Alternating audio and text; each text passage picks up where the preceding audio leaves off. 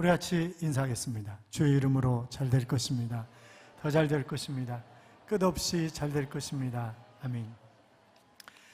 잘 되시되 틀림없이 끝없이 잘 되실 줄로 믿습니다. 우리가 누구를 만나느냐에 따라서 인생이 성공할 수도 있고 실패할 수도 있습니다. 행복할 수도 있고 불행할 수도 있습니다. 창세기 첫 장을 열면 우리는 내 인생의 주인이신 하나님을 만나게 됩니다. 하나님이 만드신 자연 속에서 하나님의 품 안에서 인생을 살아갈 때 거기에 진정한 행복이 있는 것 아니겠습니까? 사랑하는 여러분, 이 한 주간도 내가 만난 하나님 때문에 정말 행복하고, 혹시나 아직까지 하나님을 만나지 못한 분이 있으시다고 한다면 오늘 하나님을 만날 수 있기를 주님의 이름으로 축복합니다. 하나님께서 우리에게 이번 한 주간이 좋은 날들이 되게 하실 줄로 믿습니다. 오늘은 본문 강해가 아니라 가장 하고 싶은, 또 가장 시급한 그런 말씀을 드리려고 합니다. 영국의 에딘버러 의과대학교 제임스 심승경이라고 하는 분이 마취제 클로로포름을 발견을 했어요. 그 당시까지는 수술을 할 때 마취를 하지 않고 그대로 생사를 찍고 하는 것이었습니다. 여러분, 그거 얼마나 아팠겠어요. 그러니까 수술이라고 하는 것은 공포, 두려움 이런 것 자체였던 것입니다. 제가 그 전에 태릉에 있는 성심병원에 위가 안 좋아가지고 내시경을 하러 갔어요. 그런데 그때는 이 필름으로 찍을 때였습니다. 호수를 길게 집어넣잖아요. 호수를 길게 집어넣는 거예요. 한참 집어넣더니 야, 필름 떨어졌다, 야, 다시 끊어라, 야.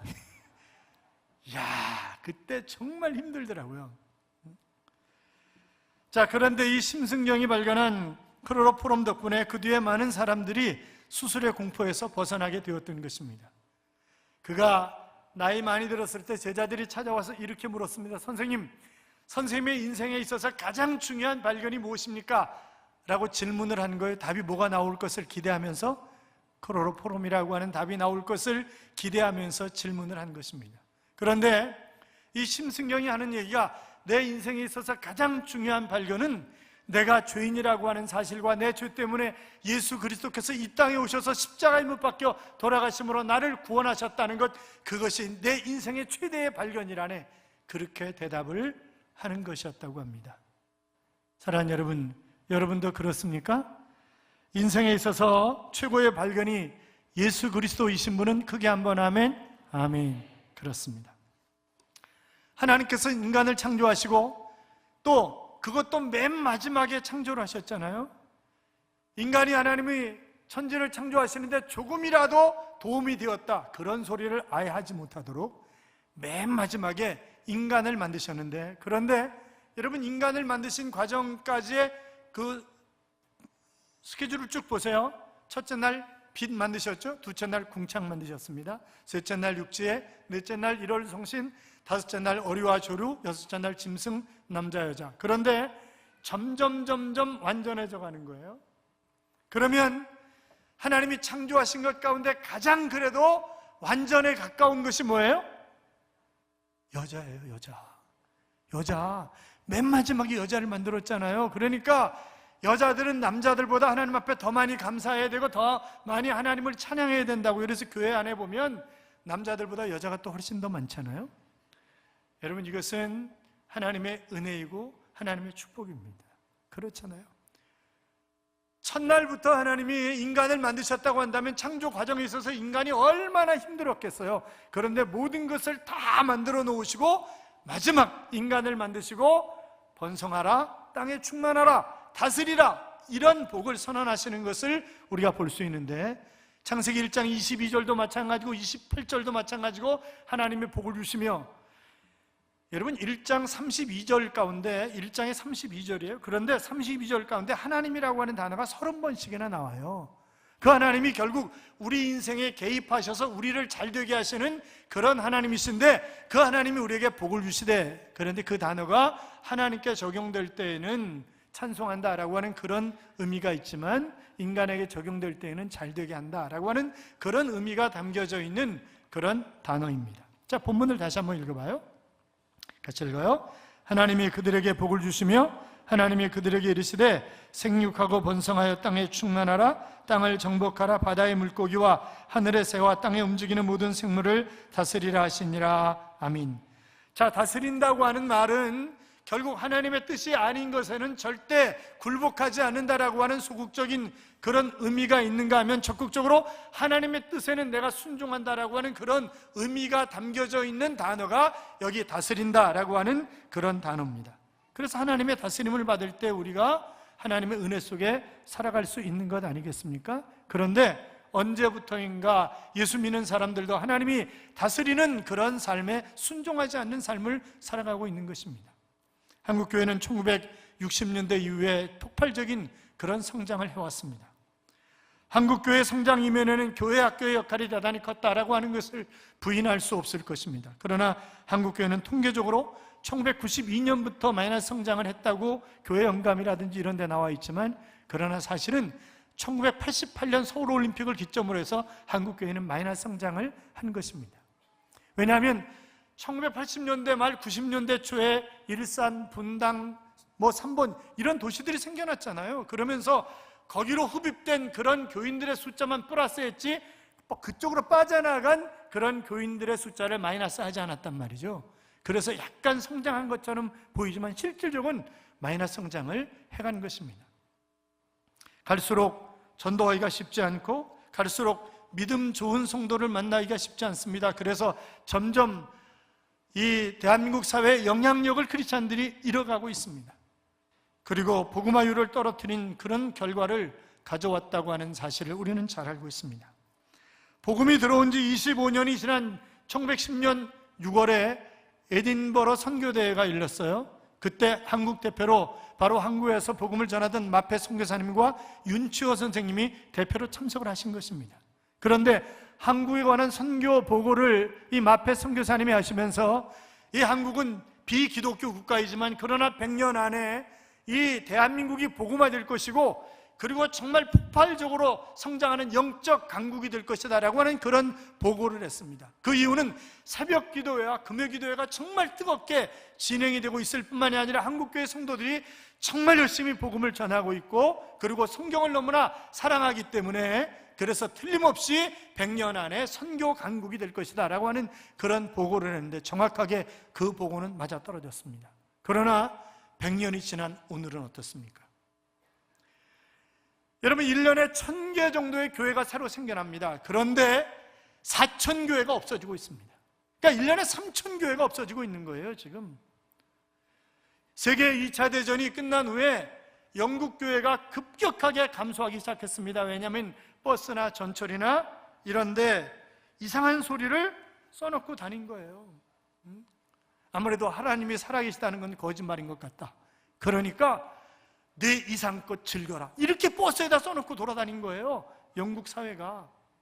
그러면서 영국 교회는 지금 95%가 전혀 교회를 안 다니는 거예요. 그리고 매주 교회 가는 사람은 2%. 그리고 일주일에 4개 교회씩 없어지고 1년에 220교회가 없어지고 있습니다. 여러분 영국 교회가 그렇게 많지 않아요. 그렇게 많지 않은데 1년에 220교회씩 없어지고 있는 것입니다. 그런데 오늘 우리도 마찬가지죠. 여러분 대한민국의 대부분 신학대학원의 신학은 16세기에 유럽과 미국의 신학을 그대로 받은 생명력 없는 그런 신학이고 커리큘럼을 그대로 받아서 안테나 신학이었습니다. 그냥 받은 대로 한 것이에요. 그러니까 서구와 유럽 교회가 몰락해 가는 것처럼 오늘 한국 교회가 몰락해 가고 있는 것입니다. 우리가 정말 가슴 뜨거운 그런 하나님의 자녀일 뿐만이 아니라 내 자녀들이 가슴 뜨거운 하나님의 자녀로 양육을 해야 되고, 그러니까 애들이 교회 안 오면 두들겨 패서라도 교회로 끌고 와야 돼요.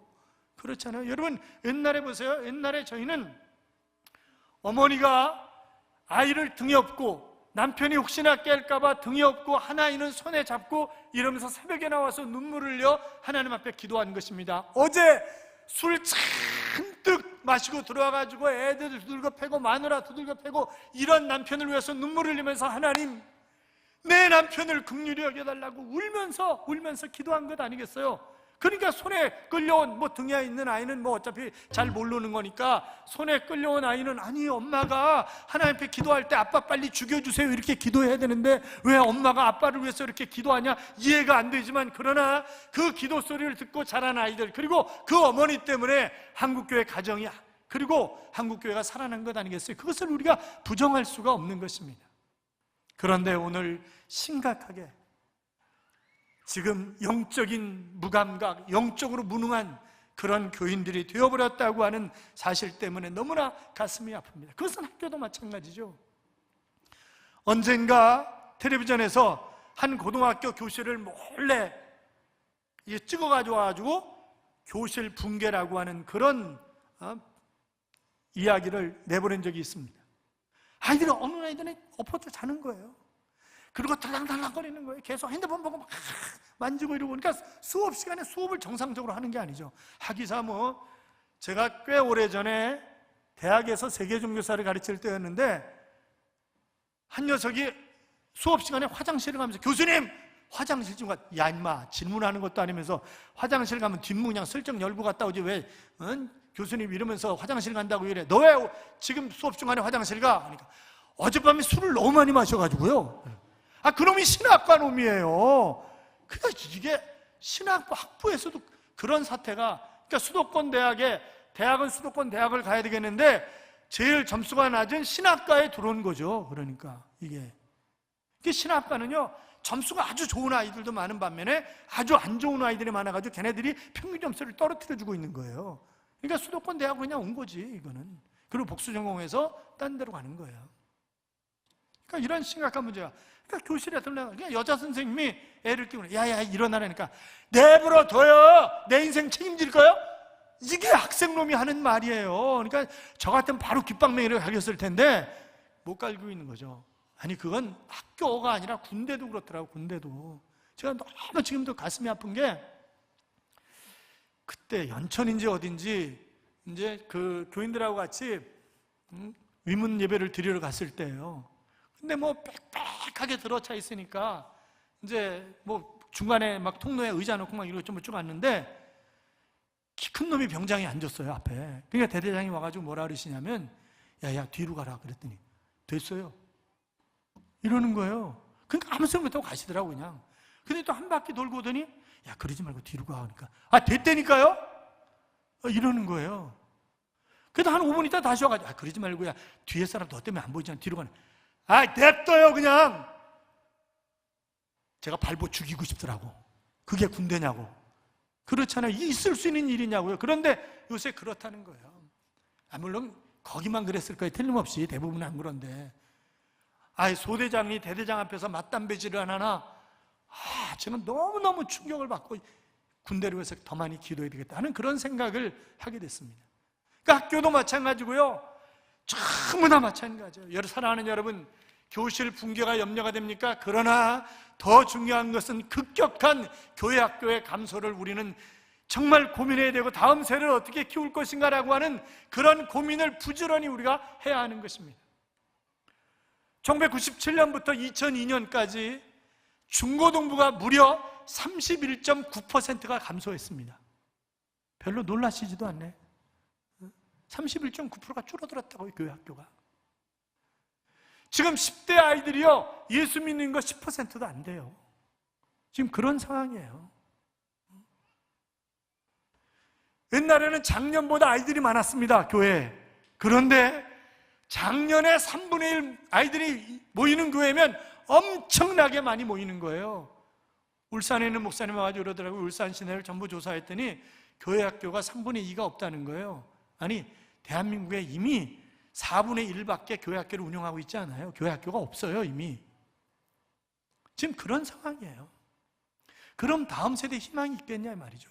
그러니까 어떤 분들은 이렇게 얘기를 해요. 그거는 인구가 감소했기 때문에 또 과열 입시 경쟁 때문에 그런 결과를 가져온 것이다.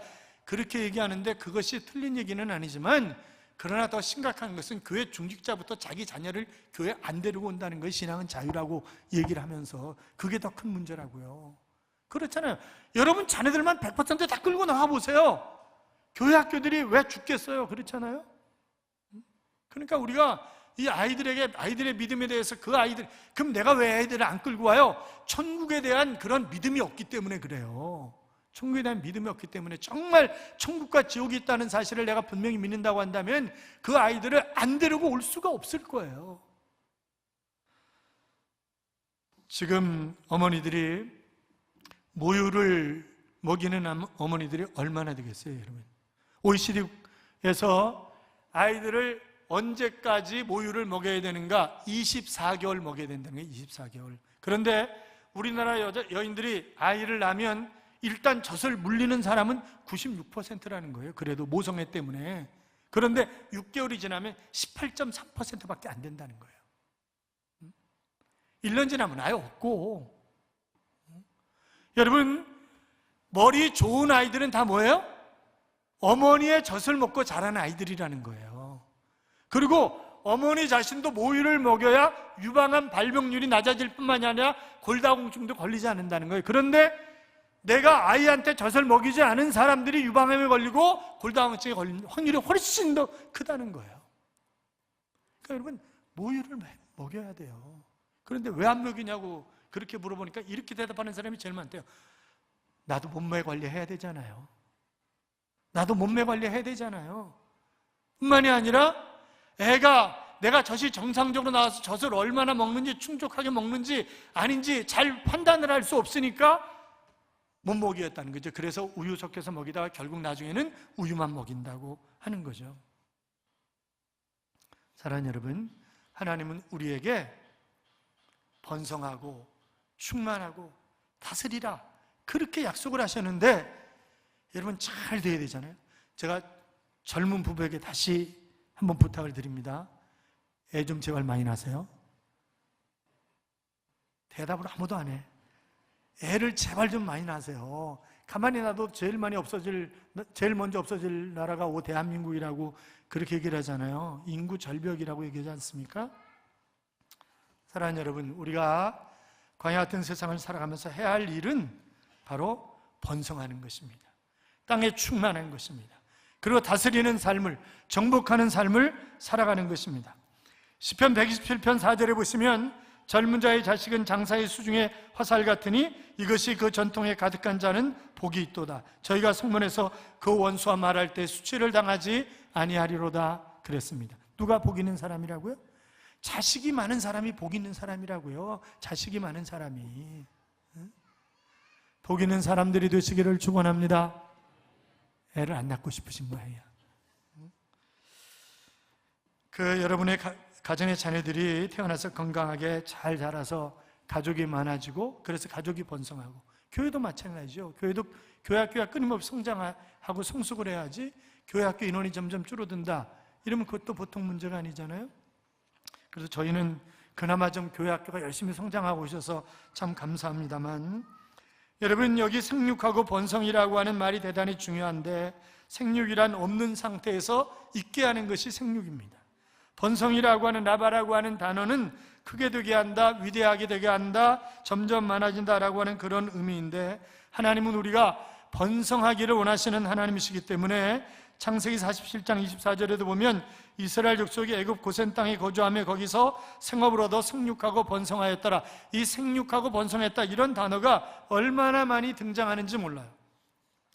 욥기 8장 7절에 보시면 내 시작은 미약하였으나 내 나중은 심히 창대하여지리라 그러는데 여러분 점점 잘 되시기를 주님의 이름으로 축원합니다. 여러분보다 여러분의 자녀들이 잘 되고 여러분의 자녀들보다 꼭 자녀들이 더 잘 되고 그런 복이 우리에게 있어야 되는 거잖아요. 그렇잖아요. 영화 배우였던 남궁원 씨 부부 아시죠? 언젠가도 말씀드린 기억이 납니다만 아들이 홍정욱이죠. 홍정욱 하버드 대학 졸업식 때 상을 다 싹쓸이 한 친구잖아요. 이 친구가. 그런데 그 어머니 양춘자 원사님이 방송에 나와가지고 아주 쇼크적인 이야기를 했잖아요. 아들에게 과외를 시켰다는 거예요. 어떤 과외? 성경 과외. 성경 과외 아니고 과외를 시킨 적이 없다는 거예요. 그래서 오직 성경 과외만 시켰다는 거죠. 그래서 애가 지겨워하면 선생님 바꿔서라도 성경 과외 시켰다는 거예요. 이게 성경 과외를 시키니까 하나님이 그에게 지혜를 주셔서 아이가 그렇게 잘 자라나게 되었다고 하는 그런 고백을 지금 각 당에서 홍종옥 씨 모셔가려고 무던히도 애를 쓰지만 자기는 정치 안 한다는 거 아니겠어요? 그렇잖아요. 사랑하는 여러분, 우리 아이들을 믿음으로 잘 키웁시다. 교회 학교가 부흥하도록 최선을 다하자고요. 그러니까 우리가 막대한 돈을 들여가면서 비전 투어를 하고 저 비전 센터에 아이들을 데려가서 끊임없이 그것이 같이 가서 밥 먹고 놀고 아무것도 아닌 것 같지만 그것이 함께 사는 법을 배우는 것이고 그것이 바로 작은 꿈들을 하나씩 하나씩 이루어가는 그런 계기가 되는 것입니다. 그러니까 우리가 최선을 다해서 아이들을 잘 키워보자 말이죠. 그래서 믿음 좋은 아이들이 세상을 정복하는 푸르고 푸른 그런 계절이 속히 올 수 있기를 간절히 소원합니다. 믿음으로 잘 양육해서 이제 10년, 20년, 30년 지나면 우리 교회 출신 아이들이, 여러분의 자녀들이 세계를 움직이는 그런 큰 인물들이 되게 될 줄로 믿습니다. 사랑하는 여러분, 다시 한번 간곡하게 부탁드립니다. 아이들을 많이 낳으십시오. 아이들을 데려오십시오, 교회로. 그렇죠? 강제로라도 끌고 오라고요. 그럼 맡겨달라고요.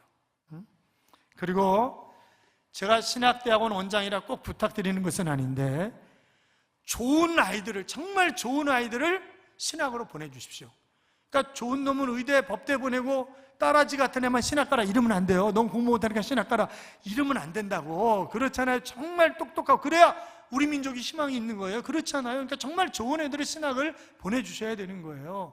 그리고 장학금도 좀 많이 지원해 주세요. 여러분이 한 달에 10,000원씩, 1000명이 10,000원씩 하면 10,000,000원이에요. 그러니까 저의 간절한 바람은 이런 거예요. 그러니까 각 교회가 지원을 해서 아이들을 학비 걱정을 하지 않도록 하고 대신에 제대로 정상적으로 안 하면 학교에서 퇴출시키자는 거지. 그렇잖아요. 그래서 정말, 정말 질 좋은, 하나님이 정말 쓰실 만한, 하나님은 준비하신 만큼 쓰시는 하나님이시기 때문에 정말 준비를 잘 해주자고 하는 것입니다. 돈 얘기하면 또 얼굴이 까매져요. 이왕 나온 거 한마디 더 할게요. 여러분, 연무대 교회 논산훈련소 있잖아요. 이 연무대 교회 건축을 하는데 이제 헌당을 해요. 헌당을 하는데 저희도 그래서 1,000,000원 그 전에 보냈었어요. 그런데 저희 교단이 더 내야 할 돈이 2억 원이래요. 그래서 각 교회 배분이 됐는데, 근데 여러분에게 뭘 말씀드리고 싶냐면 다음 주에 우리가 집에 동전 있죠? 집에 동전. 집에 동전 많잖아요, 동전. 집에 동전이 이리저리 이 주머니 저 주머니 다 굴러다녀요, 동전이. 그러니까 그 동전을 다음 주에 가져오자고요. 아마 그것만 봐도 몇백만 원 될 거예요. 그 동전만 봐도. 그러니까 따로 헌금하지 말고 동전, 그렇다고 또 이번 주에 동전 가서 다 쓰고 하나도 없다고 그러시면 안 돼요. 그러니까 동전을 전부 일부러 큰 돈 내고 동전 바꿔가지고 동전 집에 있는 거 다 가져와서 그래서 연무대 교회 헌당하는데 우리가 보탬이 되도록 그렇게 하십시다. 사랑하는 여러분, 이왕이면 축복의 통로가 되시기를 주님의 이름으로 축원합니다. 축복의 통로가 되실 줄로 믿습니다. 이런 찬양이 있죠. 너는 담장 너머로 뻗은 나무 가지에 푸른 열매처럼 하나님의 귀한 축복이 삶에 가득히 넘쳐날 거야. 너는 어떤 시련이 와도 능히 이겨낼 강한 팔이 있어. 전능하신 하나님께서 너와 언제나 함께 하시니 너는 하나님의 사람, 아름다운 하나님의 사람. 나는 널 위해 기도하며 네 길을 축복할 거야. 너는 하나님의 선물, 사랑스러운 하나님의 열매, 주님 품에 꽃피운 나무가 되어줘 라고 하는 그런 찬양입니다. 사랑하는 여러분, 그렇습니다. 우리는 담장 너머로 뻗은 그런 나무가 되어야 됩니다. 그래서 그 가지에 달려있는 열매들을 다른 사람들이 누리도록. 늘 말씀드리잖아요. 돈 벌어서 남 주냐? 그럼요. 돈 벌어서 남 주기 위해서 열심히 돈 버는 거예요. 주님의 이름으로 다른 사람 주기 위해서. 공부해서 남 주냐? 그럼요. 공부해서 남 주기 위해서 공부하는 거예요. 열심히. 축복의 통로가 되실 줄로 믿습니다. 그렇게 되시기를 축복합니다. 축복합니다.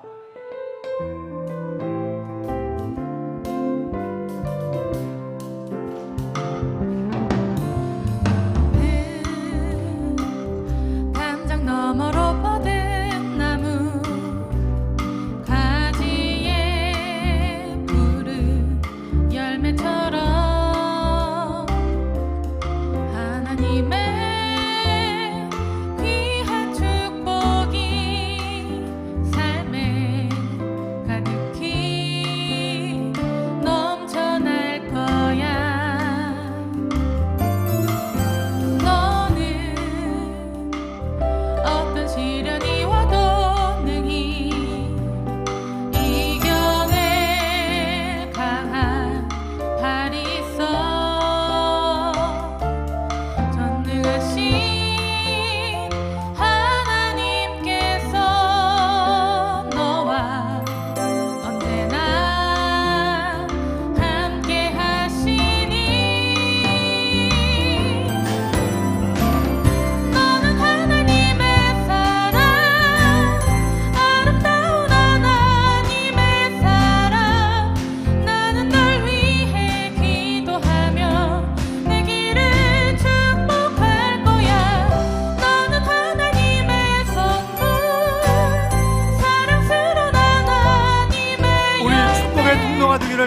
열망하면서 야곱의 축복 함께 부르시겠습니다.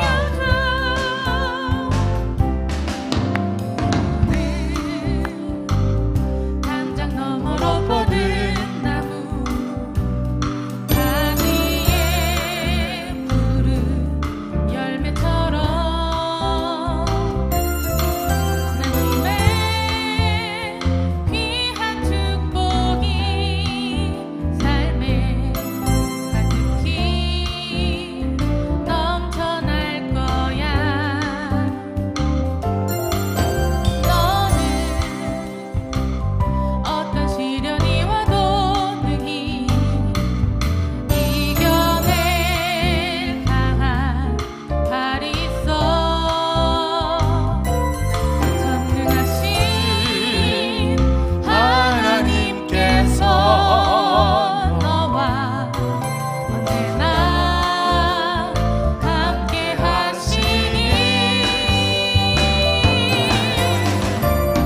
너는 하나님의 사람, 아름다운 하나님의 사람. 나는 널 위해 기도하며 내 길을 축복할 거야. 너는 하나님의 선물, 사랑스러운 하나님의 열매, 주의 품에 꽃 피운 나무가 되어줘. 사랑하는 여러분, 우리가 정말 담장 너머로 뻗은 나무가지가 되어 주변 사람들이 우리 때문에 수지 맞는 삶을, 그래서 우리가 정말 축복의 통로가 되는 그런 삶을, 우리가 잘 되고 우리의 자녀들이 잘 되고 우리 교회 학교가 잘 되고 이 민족이 잘 될 수 있도록 우리 같이 기도합시다. 같이 기도합니다. 살아계신 하나님 아버지, 감사합니다.